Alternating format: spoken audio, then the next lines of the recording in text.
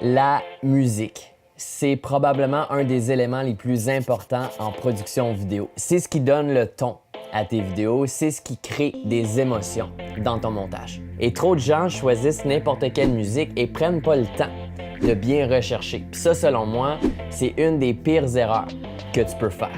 Ou encore pire, il y a beaucoup de gens qui utilisent des musiques dont ils ne détiennent pas les droits, puis ensuite ils se demandent pourquoi Facebook ou YouTube a bloqué leurs vidéos. Ben c'est simple, commence par utiliser des musiques dont tu as les droits d'utilisation et tu n'auras pas ces problèmes-là.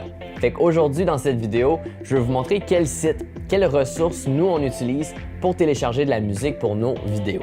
Si tu fais des vidéos de manière personnelle ou même pour YouTube, ben tu peux utiliser YouTube pour télécharger ta musique. Il y a plein de chaînes YouTube qui te donnent le droit de télécharger leur musique tant et aussi longtemps que tu donnes le crédit à l'auteur, à l'artiste, dans la description de tes vidéos. Alors par exemple, tout ce que tu as à faire, c'est rechercher Copyright Free Music. Et là, tu vas avoir plusieurs chaînes YouTube qui vont te proposer différentes musiques que tu peux télécharger pour tes vidéos. Alors par exemple, ici dans Audio Library, ben, si tu vas dans leurs vidéos, ben, tu peux voir que tout ce qu'ils ont, c'est vraiment de la musique qui est libre de droit.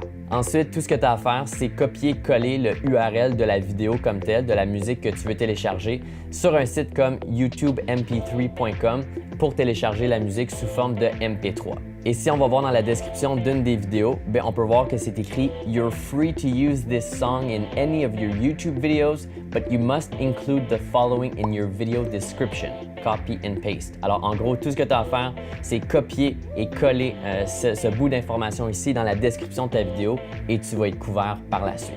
Alors nous, YouTube, c'est une ressource qu'on a beaucoup utilisée pour les vidéos qu'on publie sur nos réseaux sociaux. Mais quand on a commencé à faire du corpo, alors à faire des vidéos vraiment payantes pour des clients, on s'est abonné à des sites de musique libres de droit. Le premier site que je vous conseille, c'est Soundstripe. Ça coûte 15 $ US par mois, mais ça vaut vraiment la peine. Tu peux télécharger autant de musique que tu veux à tous les mois. Ce que j'aime bien de ce site-là, c'est la simplicité d'utilisation. Honnêtement, je trouve que le site est super user-friendly. Alors, tout est bien divisé en différentes catégories. C'est vraiment facile de se retrouver à travers tout ça, puis il ajoute du nouveau matériel à toutes les semaines.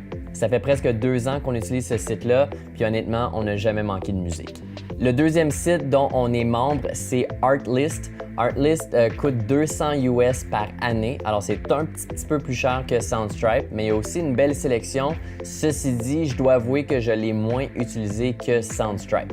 Là, notre année, notre abonnement s'achève. En fait, dans quelques mois, on va devoir repayer pour la prochaine année, mais je ne suis pas certain qu'on va réinvestir dans celui-ci, puisque comme je l'ai mentionné, on a souvent plus utilisé Soundstripe que Artlist. Ce qui est bien avec ces deux sites-là, alors Soundstripe et Artlist, c'est que tu peux utiliser les pistes musicales autant pour ta chaîne YouTube, alors tes réseaux sociaux, que des projets commerciaux. Si toi, tu fais juste des réseaux sociaux, du YouTube, Facebook, Instagram, mais il y a Epidemic Sound que tu peux utiliser, qui est une autre super plateforme. Personnellement, je l'ai essayé. J'ai pas trouvé que leur moteur de recherche était aussi bon que Soundstripe, mais il y a quand même beaucoup de créateurs qui utilisent ce site-là. Puis encore une fois, c'est pas très cher, c'est 15 $ US par mois.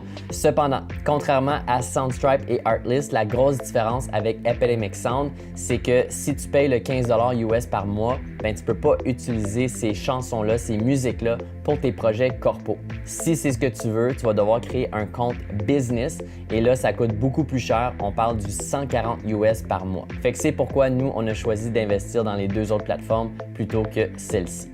Et là, je tiens à mentionner que non, tu n'as pas besoin de payer, tu n'as pas besoin d'être un membre pour aller écouter la sélection des différentes pistes musicales sur les différents sites. Tu peux tout simplement y aller, écouter ce que les sites ont à proposer avant d'investir. Ce que j'aime aussi de payer un site comme Soundstripe ou Artlist, c'est qu'il y a beaucoup moins de gens qui utilisent les mêmes chansons. Souvent, une des choses qu'on remarque beaucoup quand on écoute différentes vidéos sur Internet, c'est qu'il y a beaucoup de créateurs qui utilisent les mêmes pistes musicales et ça devient un peu redondant. Fait qu'au moins, en utilisant de la musique qui est payée, ben, tu t'assures d'avoir quand même une musique un peu plus unique pour toi. Alright, fait que that's it. J'espère que ça peut répondre à certaines de vos questions par rapport à la musique libre de droit. Si vous avez d'autres questions, des commentaires, n'hésitez surtout pas. Puis nous, ben, on se revoit la prochaine fois. Ciao!